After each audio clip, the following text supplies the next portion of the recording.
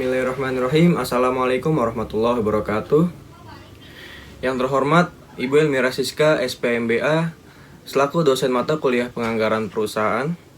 Perkenalkan, kami dari kelompok 9 yang beranggotakan 4 orang, yakni saya sendiri Arif Salma Al-Huda, lalu ada Hafiz Arkan Aliansyah, kemudian ada Dian Widiatama, dan yang terakhir ada Irfan Fajariski.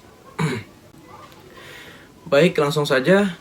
Kali ini kelompok kami akan membahas tentang analisis budget kas pada perusahaan kacang Shanghai Gangsar. Nah, sebelum kita analisis, kita harus tahu dulu nih, apa sih budget kas itu? Budget kas atau cash budget ialah budget yang direncanakan secara sistematis dan lebih terperinci tentang jumlah kas beserta perubahannya dari waktu ke waktu selama periode tertentu yang akan datang. Nah, dengan pengertian tersebut, dapat kita ketahui bahwa budget kas selain menunjukkan jumlah kas, pada suatu saat tertentu juga menunjukkan perubahannya atau mutasi, baik berupa tambahan penerimaan kas baru maupun pengurangan kas sebagai akibat adanya pembelian ataupun pembayaran oleh perusahaan. Selanjutnya, kegunaan budget kas. Budget kas memiliki 3 kegunaan utama, yaitu sebagai pedoman kerja, alat koordinasi, dan alat evaluasi atau pengawasan kerja yang mendukung fungsi manajemen seperti perencanaan, koordinasi, dan pengawasan. Secara khusus, budget kas digunakan untuk menyusun budget induk neraca atau master balance sheet budget. Lalu, data dan informasi untuk penyusunan budget kas. Penyusunan budget kas memerlukan data dan pengalaman untuk estimasi akurat. Yang pertama, sektor penerimaan kas, yaitu rencana penjualan, persaingan pasar, posisi perusahaan, syarat pembayaran, kebijakan penagihan, penjualan aktif tetap, dan sumber lain, atau bunga sewa, dividen limbah. Lalu yang kedua, sektor pengeluaran kas, rencana pembelian bahan, persaingan pemasok, posisi perusahaan terhadap pemasok, syarat pembayaran, penambahan atau tetap upah tenaga kerja, biaya pabrik tidak langsung atau kecuali depresiasi, biaya administrasi, biaya pemasaran, dan pengeluaran non-operasional. Lalu ada studi kasus. Perusahaan kacang Shanghai Gangsar yang berlokasi di Tulungagung merupakan bisnis makanan ringan yang telah mengalami perkembangan signifikan. Produk perusahaan ini telah didistribusikan ke berbagai wilayah Indonesia. Meskipun demikian, pertumbuhan yang dicapai tidak lepas dari berbagai tantangan, khususnya dalam pengelolaan keuangan. Kacang Shanghai Gangsar adalah perusahaan yang memproduksi makanan ringan, khususnya kacang Shanghai. Perusahaan ini telah mengalami peningkatan penjualan yang signifikan selama tahun 2024, yang didorong oleh pemasaran yang efektif dan peningkatan kapasitas produksi. Untuk menghadapi proyeksi penjualan yang lebih tinggi pada tahun 2025, perusahaan perlu merencanakan anggaran kas dengan lebih rinci agar dapat mencakup kebutuhan operasional yang lebih besar. Dengan memperhitungkan data penerimaan dan pengeluaran kas tahun 2024, serta estimasi untuk tahun 2025, perusahaan dapat menyusun budget kas yang lebih realistis dan tepat guna. Lalu, schedule penerimaan kas tahun 2024. Pada tahun 2024, penerimaan kas perusahaan didominasi oleh penjualan tunai yang meningkat dari Januari hingga Desember, diikuti oleh penjualan kredit dan penerimaan lainnya yang juga stabil naik.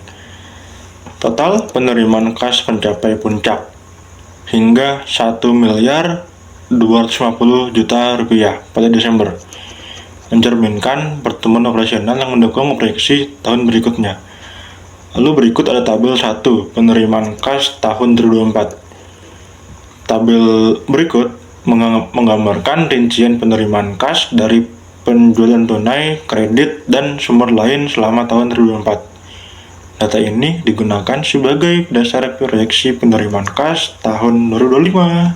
Selanjutnya, schedule pengeluaran kas tahun 2024. Kita perlu data pengeluaran kas pada tahun 2024 untuk membuat budget kas di tahun 2025.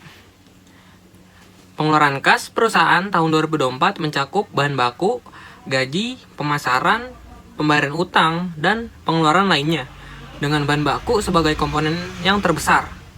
Nah, total pengeluaran mencapai puncak 1 miliar 170 juta pada Desember, mencerminkan kebutuhan kas untuk operasional dan strategi biaya di masa depan. Sebagai contoh, pada bulan Januari, bahan baku senilai 200 juta, gaji 70 juta, pemasaran 100 juta, pembayaran utang 90 juta, dan lain-lain 50 juta.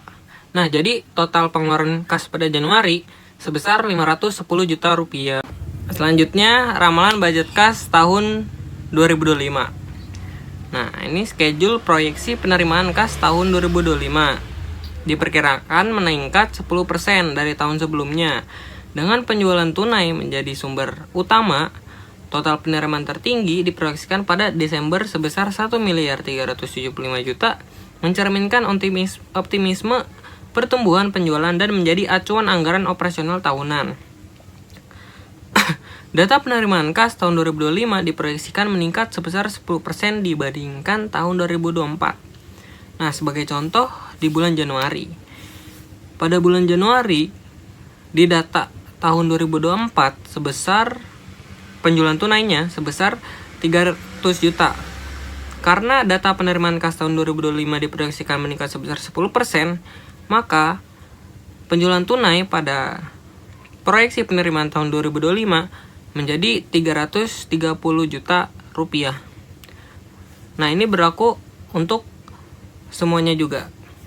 Selanjutnya, ramalan budget kas tahun 2025. Schedule proyeksi pengeluaran kas untuk tahun 2025 diproyeksikan naik 10% dari tahun 2024. Dengan biaya bahan baku sebagai komponen terbesar, diikuti pemasaran dan gaji, total pengeluaran diperkirakan mencapai 1 miliar 287 juta pada bulan Desember, menjadi dasar perencanaan pengelolaan kas agar sesuai dengan penerimaan. Di tabel ini, biaya bahan baku, gaji, pemasaran, utang, dan lain-lain diproyeksikan naik sebesar 10% dibandingkan tahun sebelumnya. Nah, contoh di bulan Januari. Pada bulan Januari, bahan baku itu 220 juta dibandingkan dengan data tahun 2024 yang senilai 200 juta. Nah, gaji pun sama seperti itu, naik 10% dari data di tahun 2024. Jadi pada intinya, ramalan budget kas tahun 2025 mencatat saldo awal, penerimaan, pengeluaran, hingga saldo akhir bulanan. Saldo negatif terjadi di awal tahun, tetapi mulai positif pada bulan Juli hingga Desember, dengan saldo akhir yaitu 355 juta rupiah. Ini mencerminkan stabilitas keuangan dan kebutuhan likuiditas perusahaan. Pada bulan Januari 2025, saldo awal yaitu 80 juta, total penerimaan kas 495 juta, total pengeluaran kas 561 juta, dan saldo akhirnya 14 juta rupiah. Penjelasan lebih lanjut yaitu saldo awal dipindahkan ke kolom kedua setelah bulan. Perhitungan tetap sama, saldo akhir sama dengan saldo awal ditambah total penerimaan kas dikurang total pengeluaran kas. Saldo akhir bulan sebelumnya menjadi saldo awal bulan berikutnya. Kesimpulannya, perusahaan kacang Shanghai Gangsar ini merencanakan anggaran kas 2025 berdasarkan data di 2024 dengan proyeksi penerimaan dan pengeluaran kas meningkat sebesar 10%.